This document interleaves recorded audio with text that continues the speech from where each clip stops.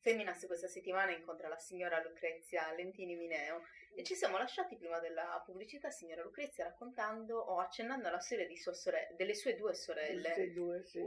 Allora, posso iniziare? Certo, certo. Mia sorella Pietuccia, la più grande, dagli spaventi che ha preso era diventata quasi cieca. Allora mio padre, che era un igienista, aveva un sacco di amici, tutti antifascisti, pezzi grossi a Roma, medici, professori, era proprio intellettuali, e anche operai, minatori, però anche molti intellettuali. E, l'ha portata a Roma, l'hanno visitata, una cosa e l'altra l'hanno curata e gliel'ha vista, gli è tornata ma non bene, perché portava gli occhiali, era l'unica casa che portasse gli occhiali. Cosa le era successo? Eh? Cosa le era successo? Come mai si era Allora era venuta la madrina dopo che siamo tornati da Roma e ha detto me la porto a pranzo. Ha preso mia sorella Pietruccia e l'ha portata a pranzo. E dopo, verso l'imbrunire, mia mamma, Sa Margherita che aiutava in casa, l'ha mandata a prendere, che vai a prendere Pietruccia da mia comare, non mi ricordo come si chiama. Allora, e la comare, la madrina, gli ha regalato un mazzo di fiori. Nei fiori c'è bianco, rosso, verde, ci sono tutti i il colori. tricolore? Capito? Ha incontrato una squadraccia di fascisti, dice non sia mai che il tricolore nelle mani della figlia di Lentini. Hanno preso non gli hanno buttato i fiori in terra, capito? E siccome lei si è ribellata l'hanno picchiata. La domestica si è chinata a prendere i fiori e gli hanno pestato tutte le mani. Insomma, Assurdo. questa è della mia sorella Pietruccia, loro hanno sofferto come ho sofferto io, forse io ero la più piccola e quella che ho assorbito di più queste cose, capito? Però me le ricordo benissimo tutto, i pianti di mia madre, tutto. E poi mia sorella Teresa era la prima della classe, delle scuole complementari si chiamavano allora, e le davano di lei i professori, i presidi.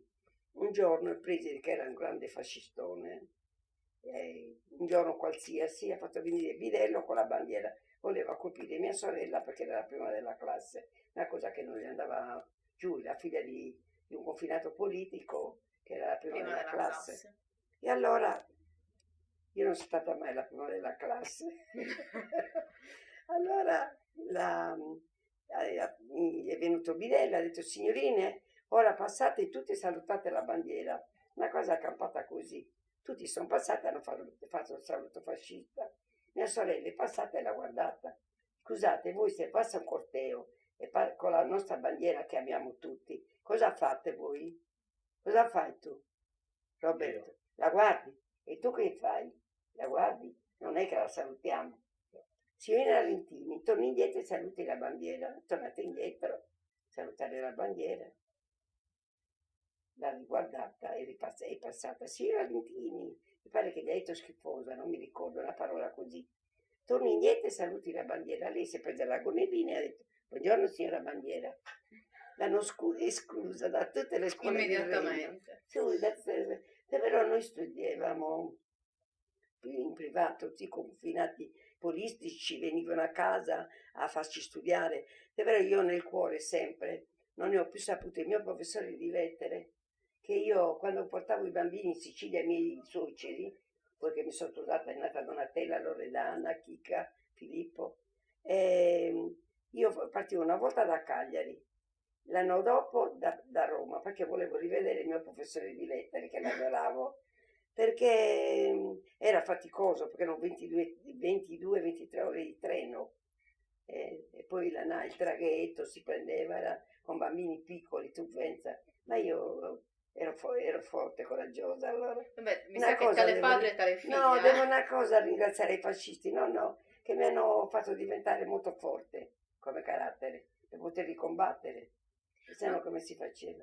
Ma io ricordo, lei mi aveva raccontato di un altro episodio che era relativo a un attentato alla vostra carrozza, sempre a proposito di No, persecuzioni. la mia unione avevano un carretto, l'avevano fatto per richiudere come le che si vedono nei film, Come le diligenze come una dei film. diligenza, sì. E allora noi eravamo tornati da Roma perché dovevamo andare a un matrimonio di una cugina di mia madre.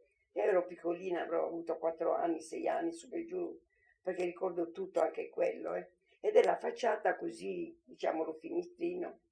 E vedevo la ruota che si allontanava.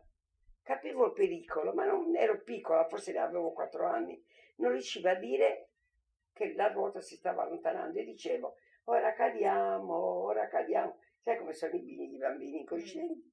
E mio zio Guglielmo dice, stai zitta sciocchina che non cadiamo. Brum, e siamo caduti. Siamo caduti per così. E davvero io il primo regalo dei fascisti è stato questo. Una falange del dito. Mi ricordo anche che abbiamo attraversato questo fiumiciattolo mezzo asciutto e che mi ha curato un medico che era quasi nano. Me lo ricordo sempre io, questa farina che mi pendolava qui piccolina a Friuli. Certo che ha avuto Perché avevano un'infanzia... messo il carro, sì, carro, loro lo chiamano carro, ma era una diligenza come l'avevano ora, il chiuso. E quindi, Un'infanzia tremenda. sai, Comunque. mio padre ha sofferto molto perché era in carcere, però confinato c'eravamo noi, soffrivamo tutti insieme. Ma mia mamma è una figura bellissima di donna innamorata del suo uomo, che lei stava bene e si è venduta tutto quello che aveva per stare vicino a mio padre, aiutarlo. Perché lui ha fatto tutti i mestieri, ha fatto l'attore anche perché era molto E lui è bello. finito a Roma e è stato anche all'interno di un film Sì, importante. sì, poi ha fallito quella casa, peccato perché avrebbe continuato a fare l'attore, era molto bello. Era, infatti, come lo definivano, bello, Bello, elegante, elegante, bello, alto ed elegante. bello, alto ed elegante. Tant'è vero, che ti ho prestato, nella tesi, c'è una foto di gruppo noi piccoli, con mio padre senza cravatta. Tant'è vero, ho detto, qua non eravamo a casa, perché gliel'ha data una mia nipote, quella foto, io non ce l'ho neanche. E veramente, perché lui non usciva mai senza cravatta, perché uscivo con quella classe e con quella da socialista. È vero, quella foto che c'ha la cravatta così. Ma ne deve portare una adesso che ha trovato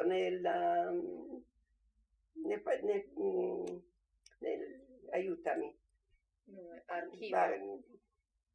nel coso dei comunisti. C'è una sezione si chiama. Sì, Ha trovato in un archivio una foto di mio padre bellissima e la deve portare. Io speravo di dartela, se ce la facciamo, perché dice che è molto bella. Però suo padre aveva iniziato nelle miniere, il primo Sì, lavoro è stato quello sì. in miniera. Sì, sì. Perché il padre aveva questo negozio, facevano mobili, aveva la falegname Media e voleva che pigliasse il mestiere e a lui non piaceva.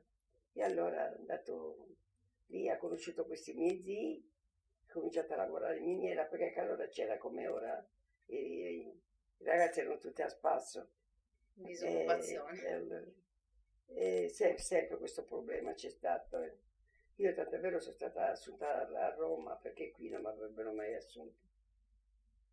Comunque eravate una famiglia molto unita, considerando tutti i problemi, eravate una famiglia molto unita, molto, considerando anche tutte come le patelle disavventure, i problemi. sì, molto. Abbiamo sofferto insieme a mio padre, certo non il carcere, però per esempio è nata la Donatella, non me l'hanno mandata a casa a vedere la nipotina quando io sono rientrata dallo sfollamento e gliel'ho portata in carcere.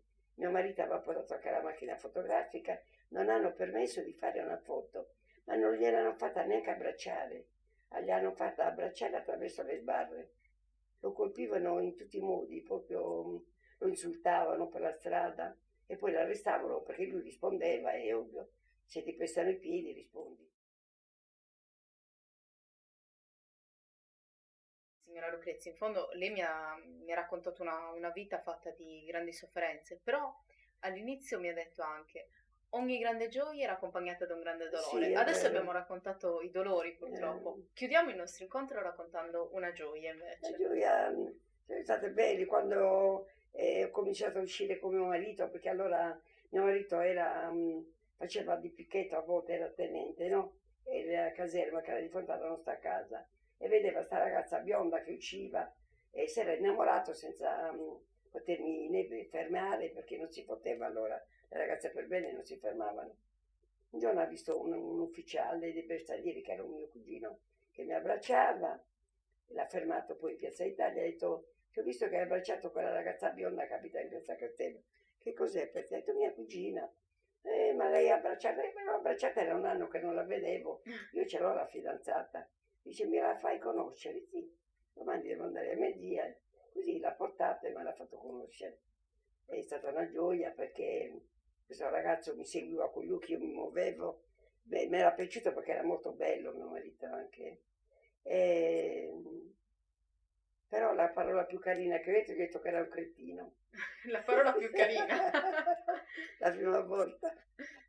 E poi è E stato un, quindi un grandissimo era matrimonio, una un grande battuta. amore. Allora.